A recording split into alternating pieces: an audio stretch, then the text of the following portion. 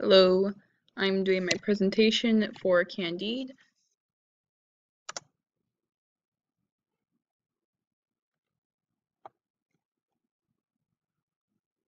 So Candide was an Enlightenment era novel written by Voltaire.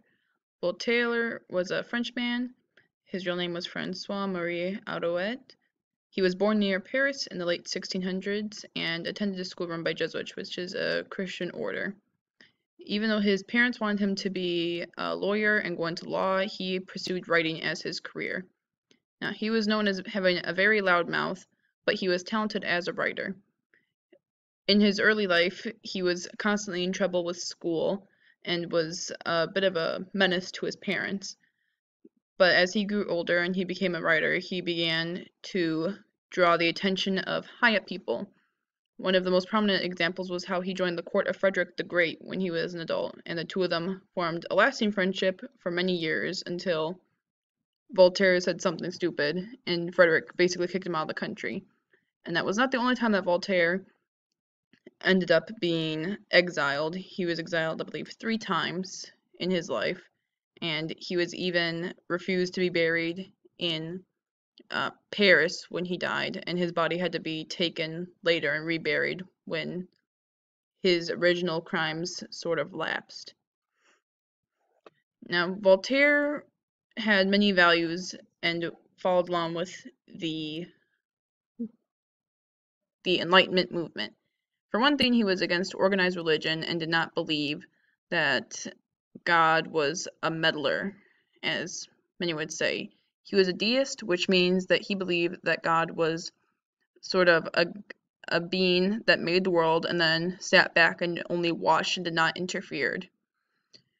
Because of this, he believed that humans had free will, and he believed himself to have the right of freedom to speech, even though he was repeatedly exiled and thrown in jail for exercising that right, because at the time, France did not actually give the freedom of speech to the people. And the main point of this book was that he did not believe in the philosophy of optimism.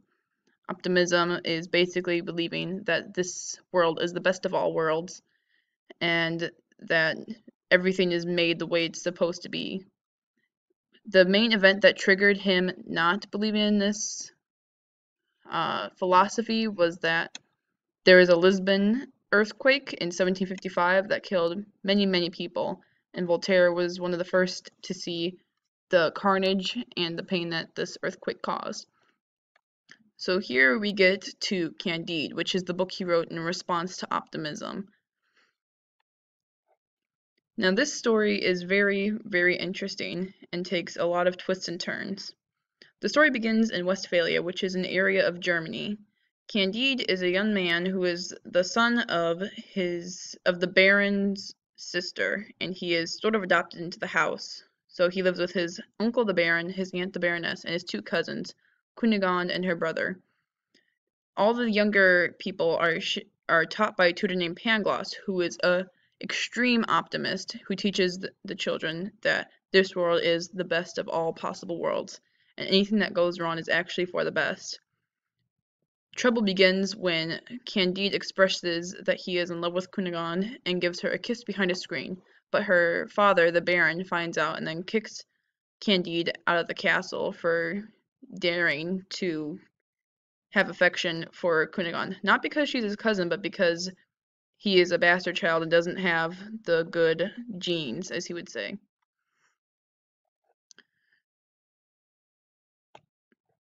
And this is sort of the map that is going to show Candide's journey, going from Europe to South America, going around the entirety of South America, finding El Dorado, ending back in Europe, and eventually the story ends all the way in Turkey.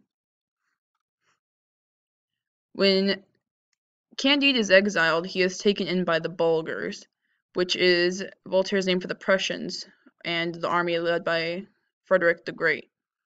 When he is first captured, he is whipped excessively for unknown reasons, more like they were trying to break him to be ready for war, and he was taught many, many different skills. But he did not like war, and he eventually escaped the Bulgars, and he saw countless horrors as he went past, going through a village, seeing dead bodies all across the street, seeing men crying, women crying, things burned, and as he's running, he runs into his old teacher, Pangloss. Now, Pangloss is incredibly injured and beaten down, and is also said to have some kind of disease that he got from a maid back at the castle. And Candide asks him, "Why are you here?" And he tells Candide that the Bulgars had later stormed his family's home, killed the Baron and Baroness, raped and disemboweled Cunegonde and her brother.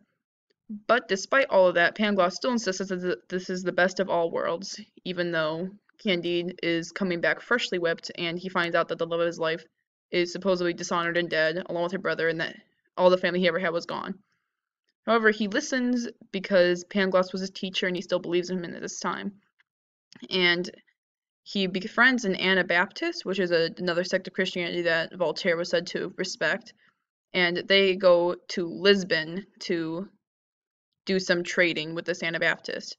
But within the span of a page, the entire group is caught in a storm on their ship, shipwrecked, where the Anabaptist dies while drowning. And then when they finally land in Lisbon, that's when the earthquake hits, which is based on real life events. By chapter 9, we have the Candide mourning the loss of the Anabaptist after the earthquake, when Pangloss again reminds him that this is the best of all possible worlds. Now, an officer of the Inquisition hears this, and he is not very pleased, and he asks Pangloss if he believes in free will, which Pangloss agrees to, which promptly has him and Candide arrested. Now, because Candide was just sort of a side man, he was publicly whipped again, and then Pangloss was supposedly hung. Now, after being whipped out of his sense, an old woman finds Candide and brings him back to Cunegonde, who is actually still alive, and she reveals that she was not actually killed, but that she had been captured and sold repeatedly, and then right now she had been sold to a well-off Jewish man who had to be shared with the Grand Inquisitor. So the Grand Inquisitor gets her for half the week, and the Jewish man gets her for the other half of the week, and they kind of switch off every other day. But she reveals that she still loves Candide and wants to be with him. Now, when Cunegonde finishes telling Candide about her story, the Jewish man shows up to claim his amount of sharing time, and he is furious that another man is there. And he tries to fight Candide, but Candide murders him. And him, Cunegonde, and the old woman are trying to figure out what to do, when suddenly, because I guess the Jewish man came in late at night, it is now the next day, and it's the Grand Inquisitor's time, and he comes in directly at 12:01 to come, and he is also mad, so then Candide kills him too. And then the old woman tells Candide and Cunegonde that they have to leave, so they take off running. Cunegonde is incredibly distraught because even though she didn't like the men, Candide just killed 2 people, and she's not going to have her jewels and riches anymore that she had with them. But they decide to make things work and board a ship to get to the New World to get away from Candide's crimes. Cunegonde and Candide debate Pangloss's philosophy of self-pity, basically wondering, how is this the best of all worlds? Woe is me. What am I going to do? And the old woman basically tells him to be quiet because she was once a noblewoman. She was actually a princess and was supposedly the daughter of a pope, so she was very well off. But one day her and her mother went to go on vacation, and they were kidnapped by pirates, sold into slavery. There is a story about how they went to go to some country in Africa, but they ran out of food. So then they cut off the right butt cheek of every woman on board, and then sold again afterwards. So she only has one butt cheek. And then she eventually ended up with Cunegonde, ugly, old. She doesn't have any of her princessly titles left over. This humbles the younger people, and they apologize to her. Meanwhile, because of her story, everyone else on the crew of the ship decides to tell their stories too, and they have a grand old time until they land at Buenos Aires in South America. When they arrive, a governor of the colony there falls in love with Cunegonde and decides that he wants to have her for himself. So he refuses to marry them immediately, and that gives enough time for a man who had been on the ship to trace Candide back to the murder of the Grand Inquisitor and the Jewish man. So Candide has to run away again because people are going to follow him for murder. But Cunegonde gets to stay behind because the governor is supposed to take care of her because he favors her. Now, the best character in the book comes along, and his name is Cacambo. He is introduced as a servant to Candide, and Candide sort of bought him, but they become friends later on. He assists Candide in running and making it through the South American landscape and trying to find the way around to get back to Cunegonde. They run into a barricade where Candide talks to a Jesuit who is the leader, and he finds out that he's actually Cunegonde's brother, who is also still alive and did not get disemboweled. And they are having a great reunion until Candide expresses that he can't wait to find Cunegonde to marry her. And the brother, like his father, says that Candide cannot marry her because he does not have the good genes. He doesn't have enough of family ancestry or pure blood to marry her. So Candide murders him. So this is his third murder. And then Cacambo, because he is very smart, well educated, even though he is a servant, he disguises Candide in the brothers' clothes, so then they run off again, and they are not caught as quickly as time because Cacambo said that Candide was actually the brother. So they're able to get through the barricades and without getting caught. And they run into the country to try and circle around to get back to Cunegonde. While they are running away, they see that these two girls are laughing / screaming, and they can't really tell what the emotion is that they're feeling. So Candide gets trigger happy and kills the two monkeys immediately, thinking that he's saving the girls, but turns out that the monkeys were actually the girls' lovers, and that they are very upset that their boyfriends just got murdered in cold blood from some random man in the bushes. So Candide and Cacambo have to run away again. But Cacambo has an inkling that this is not going to be the end of it, which is true because when they go to sleep, they wake up and they are tied up and have been kidnapped by the girl's native people. And the people are said to be cannibals and that they want to eat Cacambo and Candide because they believe them to be Jesuits because Candide is dressed up in the brothers' clothes.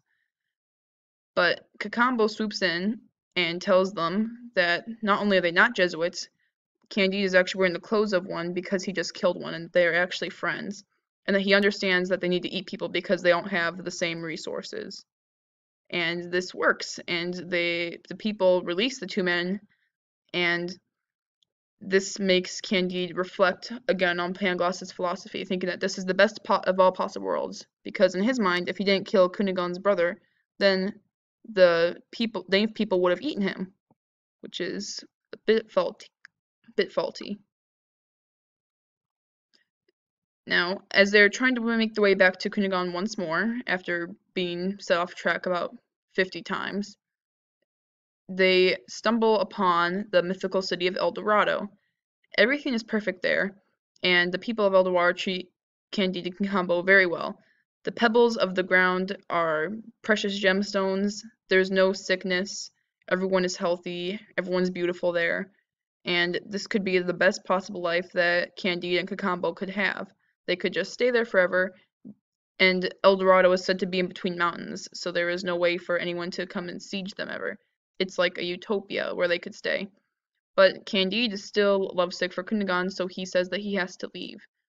And the people are very accepting of this, and the king of El Dorado even gives Candide and Cacambo a bunch of red sheep that are native to El Dorado with El Dorado pebbles, which are precious gems, and it is said that all of these riches would be more than what Europe, Asia, and Africa have combined. So Candide is very confident and thinks that he is going to be able to get Cunegonde, go home, buy a kingdom, basically live the life. But that is not how it works, because when they are going through the South American countryside by themselves with 100 sheep, they lose all but 2 of them. But even with all of the sheep dead, the 2 sheep have enough riches to still be incredibly wealthy. And Cacambo consoles him, saying that, oh, you have enough for a kingdom in Spain, maybe. So they reach a city of Suriname and buy passage from a Dutch merchant. But this Dutch merchant can tell because Candide is so rich that he can spend basically anything and keep swindling him out of his money. Candide realizes this too late because he is a very innocent man and becomes very, very miserable. He sends Cacambo off to Europe first to go find Cunegonde and prepare her for his coming. And while he is waiting, he tries to find someone as miserable as possible to work for him because he is feeling sad. So he wants someone even worse off than him to join him. So he finds one man who is more miserable than everyone else named Martin. And he is basically the exact opposite of Pangloss because he is an extreme pessimist. He believes everything is for the worst, nothing can never go right, the world is awful, all of that. So Candide is battling with these two extremes of philosophy. They go onto a new ship and then they debate over which philosophy is the best. And there is a bit of debate because they actually find one of the sheep that Candide got swindled out of. So he says that, of course, this is all for the best again. Meanwhile, Martin basically says that he doesn't care and everything still sucks. And they eventually reach France, where Candide gets swindled again because he is dumb and innocent and lovesick because some random lady at the inn said that she knew Cunegonde, but she actually didn't and just stole his sheep again. So he only has one now and then has some pebbles left over, which he will use and try to find Cacambo and Cunegonde. And they go on the ship again, they pass England. Candide refuses to go there because it's awful, and then they go to Venice as well. In Venice, Candide is very upset because he cannot find any trace of Cacambo or Cunegonde, and he falls into despair. Martin reminds him about how things must be because the world sucks and is no help at all. All he does is complain and say that he was so right and that everything is awful. While they are on the streets trying to search for Cacambo and Cunegonde, eventually they run into the old servant who was involved with Pangloss and her new sort of boyfriend guy who is also a priest. And while they're talking, Candide offers to help them and gives them a ton of money, even though Martin tells them not to because they will just ruin every penny that they have and end up broken sad. But Candide doesn't listen to him because he believes that he is doing what's for the best. And some days pass and there's still no word for Cacambo or Cunegonde, and Martin still is harassing him and telling him that this is how everything is supposed to be. And while they are at a hotel a couple days later, they sit at dinner with 6 guests, and he sees that Cacambo is there, and he is so excited to see him, but then Cacambo lets him know that he is actually a slave again, and that he is serving a disposed king. And that the other 5 guests are also disposed kings, and they have a conversation about how each one of them is worse off than the last, and how nothing in the world is fair. But at the end, Cacambo still decides to help Candide to find a way to Constantinople because he is a very good man. Cacambo tells Candide of his own misfortunes and how Cunegonde eventually became a slave again, and she is now hideous. However, Candide still insists that he will go after her because he still believes that he's in love and he hasn't actually seen her yet. Now, as they are going on their way to Constantinople, which is where Cunegonde is now, they see that,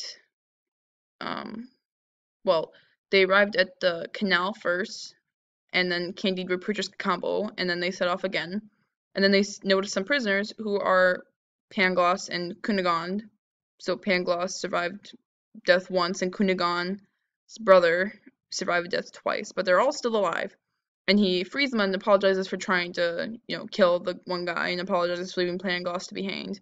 And then they all set up together to rescue Cunegonde.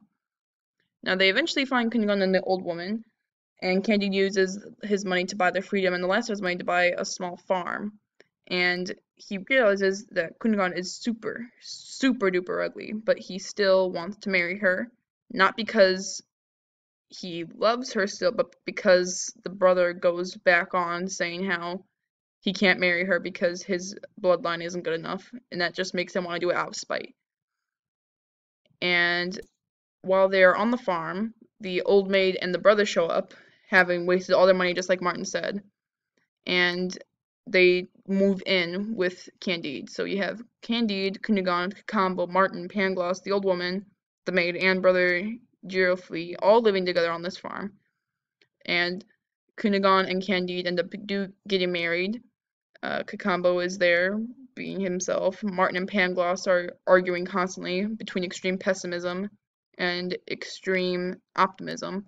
And then the old woman and the two new arrivals are also living there and trying to cultivate things. And Candide finally realizes after this whole journey that optimism is not the way to go. There isn't a way to say that all of this was for the best, but he does have an encounter with a Turkish farmer talking about how his farm is a happy place because he cultivates it. So Candide comes home and tells his group that they must cultivate their farm, but he says that he calls it their garden, that we have to cultivate our garden. And Pangloss tries to tell him that this is all for the best, and Candide basically brushes him off and says, that's all great, but we still need to cultivate things to build themselves towards a good life. Now, this whole book is obviously a satire of the optimism philosophy, and it's full of irony and awful scenarios.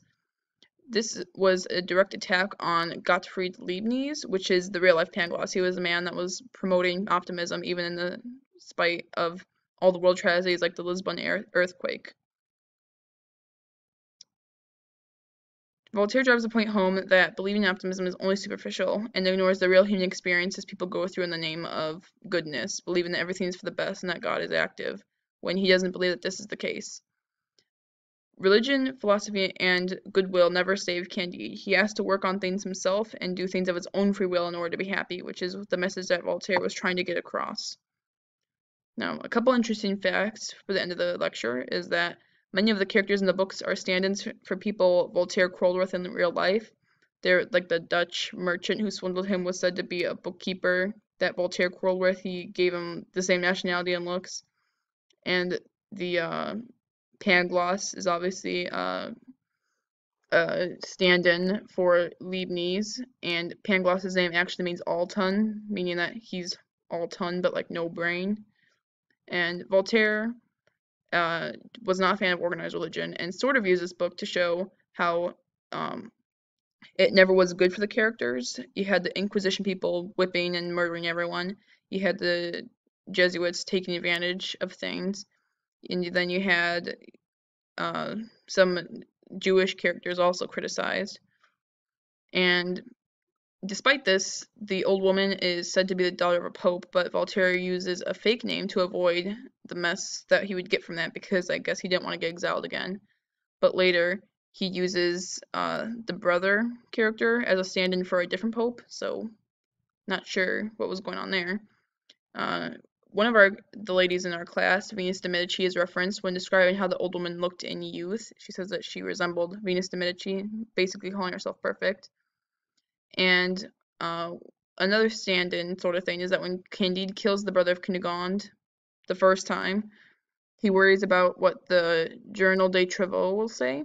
And this is a newspaper by Jesuits that frequently criticized Voltaire. And there's also a reference to Gulliver's Travels, and Voltaire knew Jonathan Swift, the author of Gulliver's Travels in real life. So this was a very interesting read because every chapter you're wondering what's going to happen next. This book is actually only around 50 pages long, I believe. And it was purposely short because Voltaire believed that the short works could be read easier and get the message across faster, and that no long work would ever hold a candle to what a short work could do. And it also made it easier to transport. And this is a peak Enlightenment work, and it is still referenced today, and shows a lot of the ideas of the era. Right. Thank you for listening about my lecture on the talk of Candide, and have a good day.